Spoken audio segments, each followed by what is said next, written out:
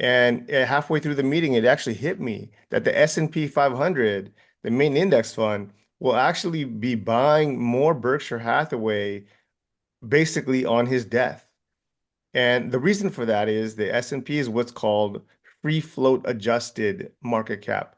So when they count the size of Berkshire Hathaway, they exclude the shares that he owns. And I just thought to myself, why would anyone want more Berkshire after he dies? We should want more with him and less so without him. And the same respect, who would want more Tesla without Elon Musk? Who would want more Meta without Mark Zuckerberg, right? These guys are these once in a lifetime type leaders who create enormous value. We want to be invested in these companies with them and probably not as much without them.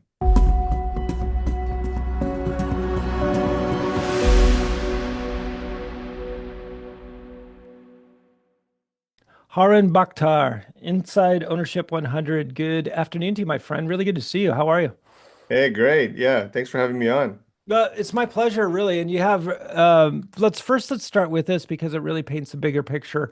You just launched an ETF, and the ticker symbol is OWN, OWN. And it is based on really ownership of the ownership of specific stocks in the S&P 500, correct? Correct. We take the Okay. top 100 from the S&P 500 based on ownership, based on leadership, based on how much they own. So we proportionally weight stocks based on the dollar value of their ownership.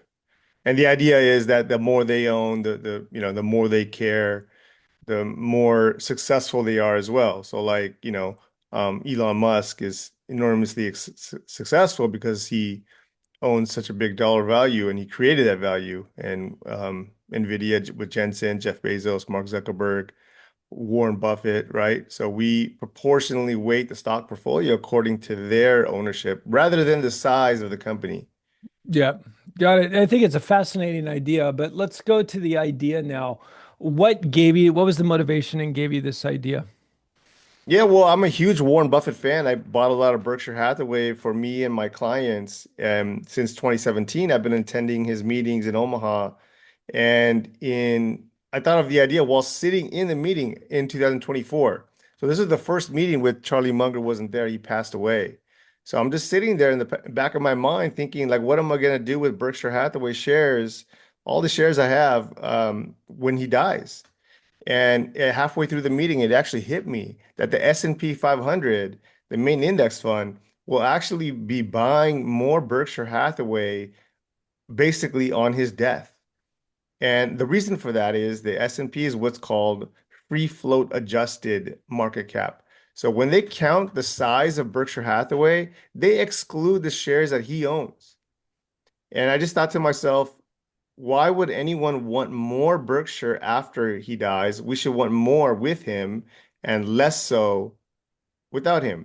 And the same respect, who would want more Tesla without Elon Musk? Who would want more Meta without Mark Zuckerberg, right? These guys are these once in a lifetime type leaders who create enormous value. We want to be invested in these companies with them and probably not as much without them.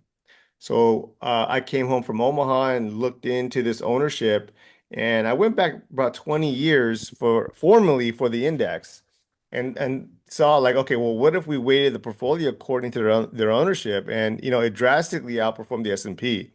And I also went back 100 years, and for the 100 years, it wasn't.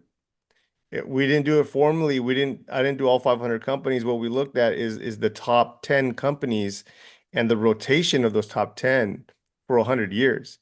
And what we find is that uh, remove who made the organization great and you removed what made it great. I'm gonna say that again. You remove who made it great, you removed what made it great. So I went back to 1930s.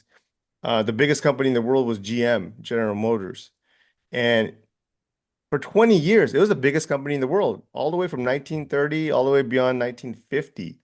And it was run by one man, Alfred Sloan Jr., who kind of invented the concept of decentralization most companies back then were extremely centralized from top down, and decentralization was the key kind of invented that concept for a larger organization.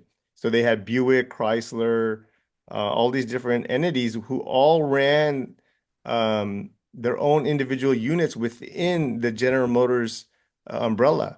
So, Alfred Sloan retired in the 50s, and GM um, basically left the top 10 and never returned. Yeah, it's never been the So, same. yeah, and then you go up to the most powerful company to ever exist, still to this day, was IBM. IBM in 1984 was 2.5 times larger than the next largest company in the entire world. So this would be like Nvidia today being $12 trillion, right? Because I'm talking about relative dominance. So um, a lot of people don't know this about IBM, but IBM was founded in 1911 by Thomas Watson Sr. But it Mhm. was actually his son, Thomas Watson Jr., that took IBM public in the 50s and ran as CEO and remained on the board as chairman until 1984. Like I mentioned, peak IBM. Fast forward his retirement, 1992, just 8 years after his retirement from the board. IBM is not in the top 10. And we're talking about the most dominant company to exist by relative size. And it's not even in the top 10 within 8 years. And today, IBM is not even top 25. So this is what happens when those responsible for the success of an organization leave. Typically, the companies, um, you know, basically lose their dominance. The culture Yeah, erodes. And then again in 2000, GE is the biggest company in the world in the year 2000. and Jack Jack Welch. Welch, exactly. He created that success of the organization. He retires in 2001. GE will never return probably to the top 10. And it's already broken apart now, right? I mean, it's languished. The only exception I could find Apple. is Apple. Correct. Yeah. Apple has continued to do well.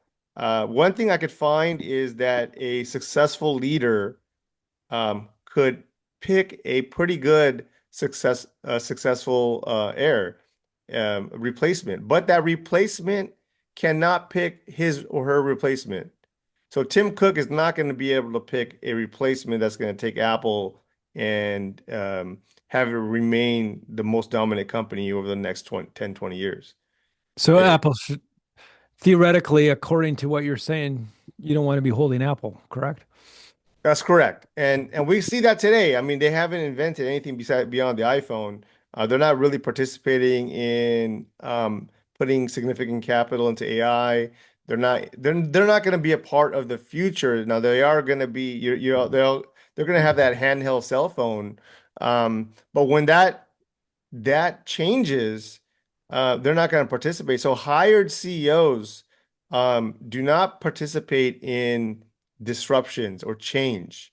What they're capable of is running an organization that remains the same for a long time. They're able to run them well, but they cannot, or at least historically, have not participated in enormous changing economies or technological shifts.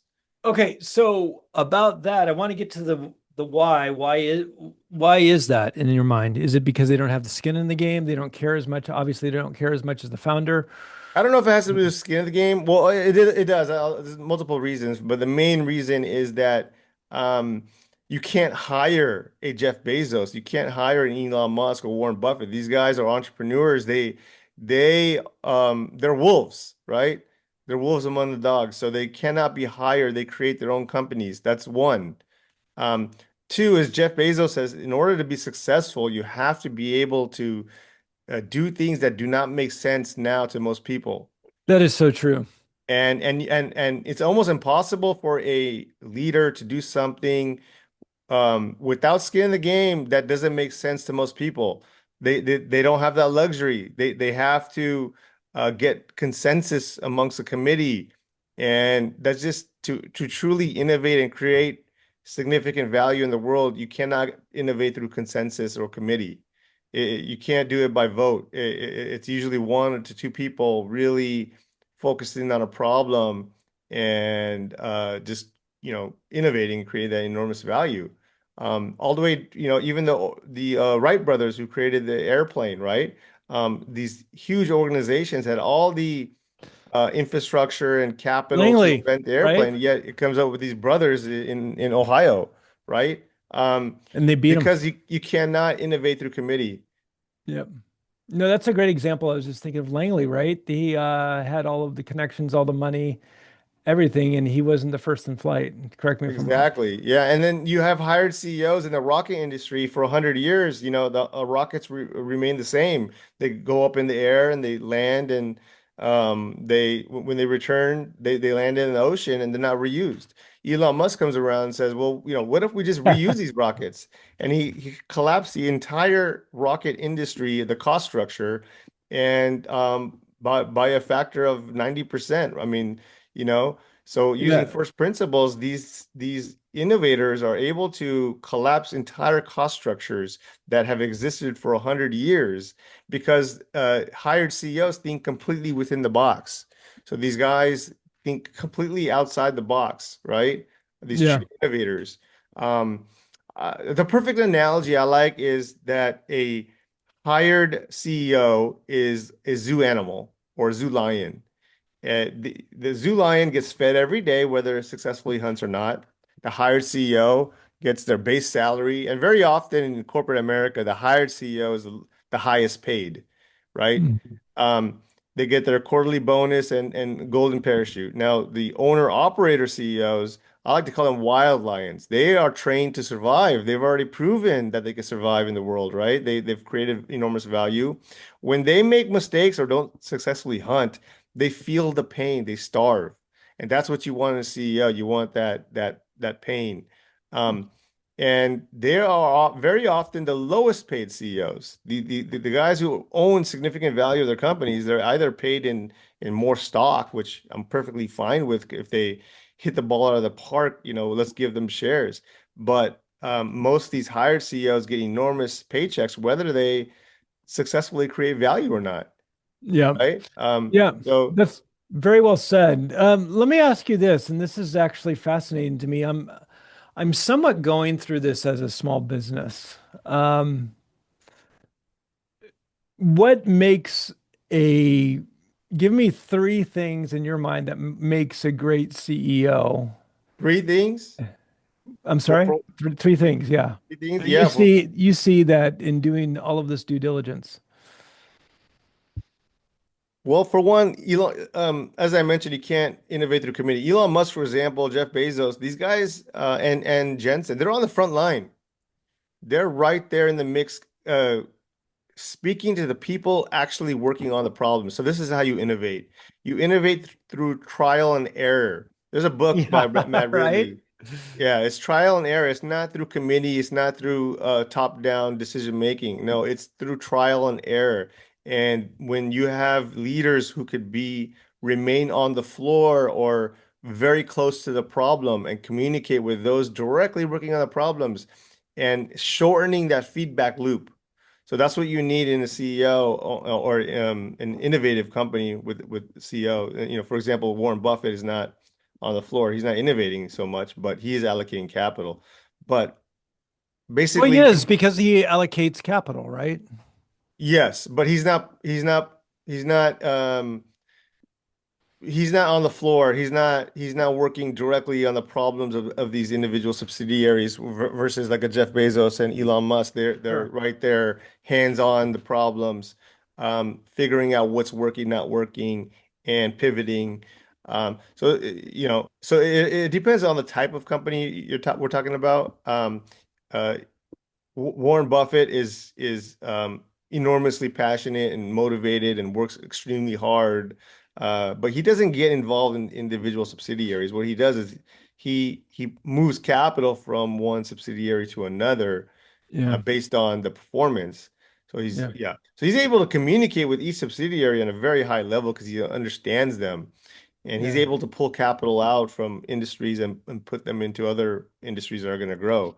Yeah. Um, Before you get, let me interrupt you. Before you give two more examples of what you look for in a CEO, I have a point that I want to make. It's an interesting, it supports exactly what you're saying. I remember reading Steve Jobs, the late Steve Jobs autobiography. I want to say this was whenever that came out in 11 or 12 or whatever. And it was talking about his process in his mind and all of that. But one of the things he would do is he had his own room on the Apple campus. He basically made what an Apple store would look like. And Hmm. he would go into the Apple store and he would just sit and think about everything, where every placement was made, what the look and feel of the store, and that's where he did his thinking and his innovation, if you would. I thought that was interesting. And another story, I listened to a podcast with Jeff Bezos, and they were trying to problem solve at Amazon. And one of their problem solves, they had this problem where the phone number was being for Amazon when they had a phone number, it was being rerouted not to the right department or was being routed something was wrong with the phone number. And Yeah. he was in this meeting and he said, "Well, why don't we call the phone Yeah. Yeah. number?" Yeah. And so they called the With the phone number. guy there saying the problem has been solved. Let's Yeah. call it. Let's test that. I think I remember that one. I thought that was Yeah, classic. and they call and it ends up being on hold for like 5, 10 minutes or something, right? Yeah, It's like, no, yeah. you haven't solved the problem. Right. So And yeah, so it's that's funny. would Even be Jeff Bezos, for example, he doesn't allow PowerPoints. So with his executives, when they have meetings, he does not allow PowerPoints. And what he does is, well, for one, he doesn't have meetings beyond two pizzas. So that's his size. So basically, the number of people has to be below what two pizzas can feed. So, yeah, think great about, measurement. yeah, 6 to 7, maybe 8 people, two pizzas would be enough. But beyond that, the meeting is too large. So he doesn't allow PowerPoint. He doesn't allow meetings that are too many people. And he doesn't allow PowerPoint because think about PowerPoint. The objective of PowerPoint is to convince. So you go up there with your PowerPoint, you're making a sales pitch, like I think we should go this direction at Amazon, but he's looking for truth. He's not looking to be convinced. So he has these employees write a 6-page memo, and then they all physically read it there at the meeting versus reading it in advance. Because a lot of high-level executives will, kind of bullshit it and say that they read it, or maybe they only skimmed it, right? No, he wants them all to read it there together, and then they discuss it without a PowerPoint presentation. And the idea is to get the truth, right? Right. And yeah, and not be convinced into a certain direction. Yeah, it's So also interesting that the meetings are so small in nature because then it's more human and you get to the truth. And when I find myself in meetings, it's becomes a just these this mental gymnastics or this egotistical gymnastics where people are speaking over each other. My idea is better, this and this and this, and then everybody becomes this feedback loop going back to the CEO, where the CEO is constantly being told more or less what he already wants to hear, right? As opposed yes, to yes. getting. What you want is confrontation. You want arguments. You want fist bumping, and you want that, and that's how you get to truth, right? Right, So yeah, so the best CEOs really uh like confrontation. They like to debate these things out, and really get to the truth, right? right, And then, the most hired CEOs, their motivation is not actually shareholder growth. Their primary motivation is control. And of course, they want to grow the company, but what they're really obsessing over is to forge their control into the company. Because when you come into a company and you're a hired CEO, you don't have any control, and your motivation becomes, how do I solidify my position as CEO? How do I maintain this control? I want to be CEO and chairman. It's things like that. So yeah. um, Interesting enough. So give me two more that you think of. You gave me on the front line, and I'll give you one on the front line and eating last because you talked about compensation. Exactly. So, the best CEO, for example, Warren Buffett was paid $100,000 a year. I think Jeff Bezos was paid a very low amount. Jensen, Elon Musk is paid in almost entirely in options. Um, and he's paid a lot because he hits the ball out of He the park. So performs. He so he's not performs. getting any significant base salary. Bill Gates again, I think he was paid very little. The only Bill Gates said that the only reason why he took a salary was because if times got tough, he wanted to lower his salary and tell people, we need to lower our salaries if times got tough. So that's the only reason he took a salary, so he could take a pay cut when the time came necessary. So these guys are not taking big salaries. They're all they care about is creating enormous shareholder wealth, right? So we should want to invest in these leaders, and probably less so once these leaders are gone. We created the passive index basically that tracks that. Yeah. Yeah, and So, obsession is the other yeah. the last, right? These great leaders, value creating leaders, are enormously obsessed, and in fact, very often they have some trauma. Um, Elon Musk was From South abused. Africa. Yeah. Jeff Bezos, Steve Jobs were adopted. Uh, Warren Buffett, a lot of people don't know this, but he was abused emotionally by his mom. Hmm. So I think Jensen is the only one I could think of, and maybe Mark Zuckerberg, who don't have that trauma. At least I haven't heard of it. Yeah. But most of the time, it's a green flag when you see some kind of trauma or something kind of like the adoption or something where they have a chip on their shoulder and they feel like they have to prove themselves. Because, once you're a billionaire, what's your driving factor to get to 100 billion, right? I mean, you have to have some kind of like enormous chip on your shoulder to keep going. Yeah. So, I make you say that, and I kind of make this analogy, maybe. I was watching, there's a Netflix special with Metallica, and I'm a huge Metallica fan. And it was called, I think the title was Some Kind of Monster. And I was watching this with my son when he was young. And it was funny to me because I was watching this, they were in therapy. Metallica was in therapy. And that's good for them, right? We all need therapy and they're getting over their demons, their problems. But their music wasn't as good.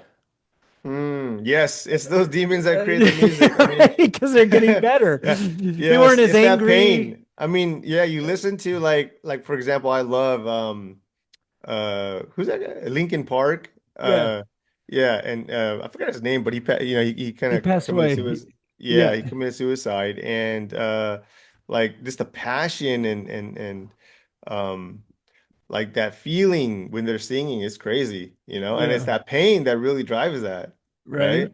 right. Yeah. I think Um, people were talking about what's her name who just got married. Uh, uh, who, she just got Taylor, married at Madison Square Garden. Gosh, I forgot her name. Taylor Swift. Taylor Swift. There you go. Now that she's happily married, maybe she's not going to make great music.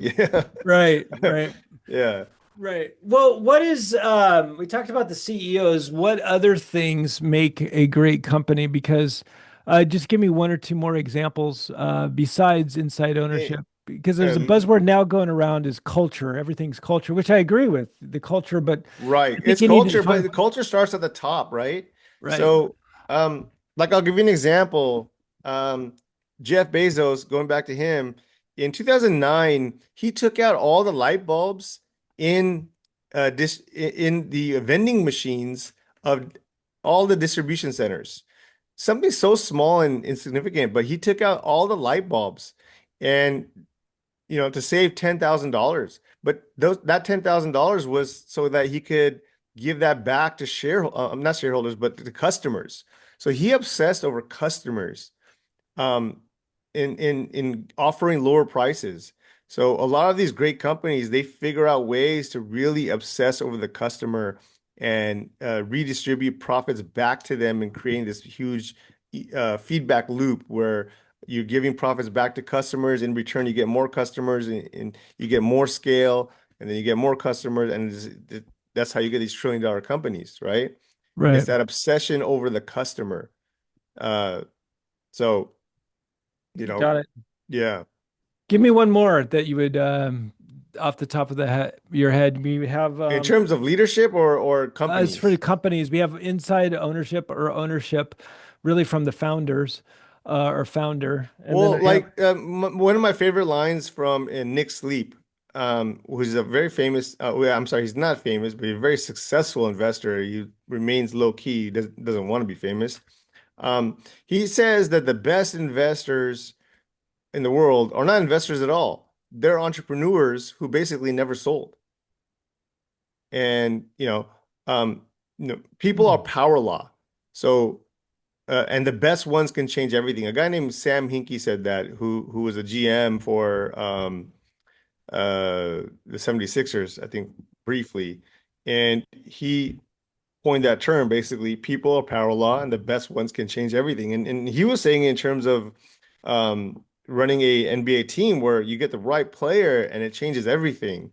Right. But the same thing is with the organizations. You get the right one and it changes everything because they're able to inspire and motivate the larger population around them and within an organization, it's their employees and stakeholders.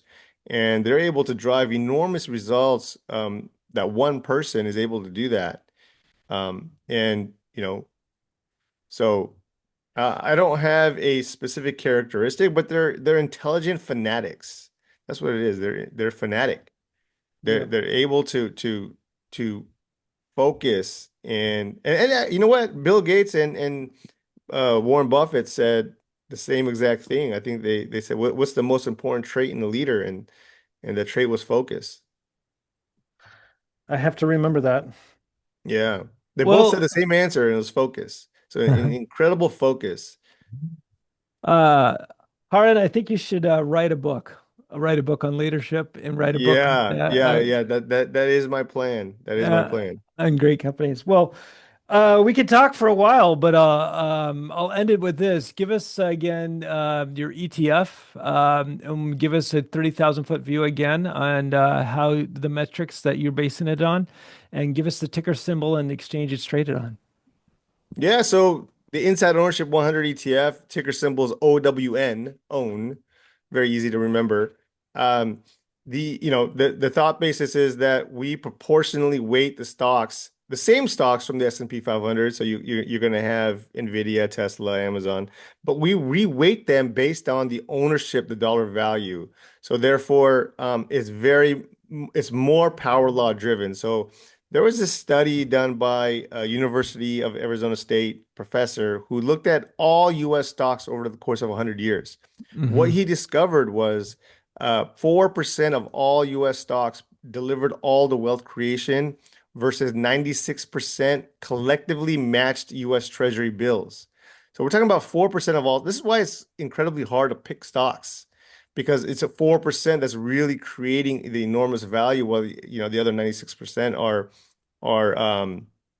matching U.S. treasuries. And in fact, what he looked at was just under half, I'm sorry, just over half lost value over that time period, while the other half made money. So we're talking about half of stocks actually losing money over a long period of time, right? Right. And so 4% are the ones creating enormous value. Um, but academia got it partially correct. So while stocks exhibit power law, where a few exceptional companies create all the value, it's actually leaders exhibit even bigger power laws. So they create enormous value while the average leader creates almost no value whatsoever. So these guys create enormous value, and we should ride their coattails. We should invest in these leaders, and when they're gone, not invest in those companies anymore, right? And there's Right. always exceptions. So I looked at every 100 bagger. 100 bagger means a stock that went up 100 times your initial investment. $10,000 turns into a million. Between the years 2000 and 2025, there's about 21 I could find. So Tractor Supply, O'Reilly's, Netflix, Amazon, Apple, Google. There's 21 of them. NVIDIA. I looked at what they look like prior to going on that 100 bagger run and what it looked like before it goes on that massive journey. And I only found one commonality. They're all very diverse businesses.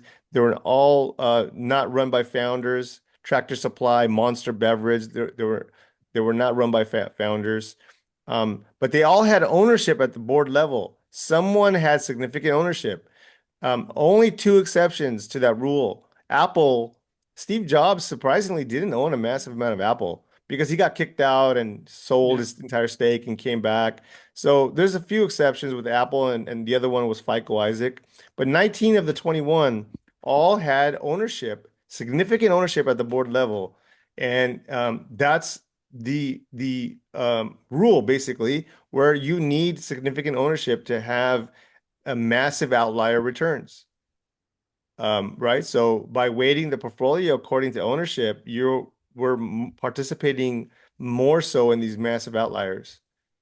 So That is great advice, actually, yeah, and great advice to all my viewers and on this audience, and just segmenting that. Look for inside ownership in the stocks that are presented. look for ownership. Now, that's it's not a panacea, right? It's not the what we're getting more exposure to is the best companies, but Sure. you do have to be careful. It does ownership can also create entrenchment and uh, you know power at the top where sometimes it creates some kind of entrenchment where um, shareholders don't get a voice, and you don't want that, right? Right. You want ownership at the top, but you also want great leaders. So be careful looking at ownership alone. But Exclusively. it's an Yep. enormous green flag. That's what it Yep. is. Yep. It's not a panacea. It's not the only answer, but it's a huge green flag. Yep. Excellent. Well, Haran, thank you so much for coming on. But I'd love to do it again. Yeah, would love to have you on again. Awesome. Yeah, I And look forward best, to that. yeah, best of luck on the ETF, and we'll put all of everything in the show notes if to all my viewers and listeners, if you're interested, OWN, and everything will be on the show notes. Thanks again. Awesome. Yep. Thanks.